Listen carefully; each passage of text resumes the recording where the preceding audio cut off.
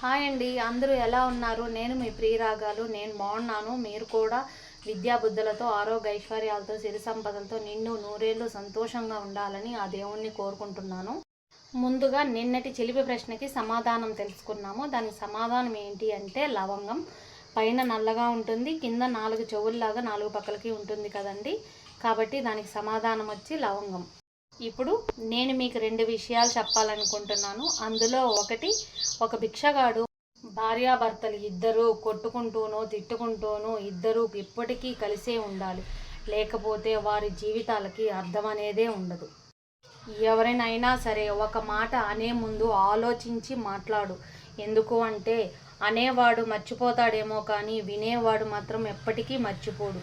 అందుకనే మాట్లాడే ముందు ఆలోచించి మాట్లాడు. ఈ వీడియో కనుక మీకు నచ్చినట్టయితే లైక్ చేయండి, షేర్ చేయండి, సబ్స్క్రైబ్ చేసుకోండి ఫ్రెండ్స్ ప్లీజ్.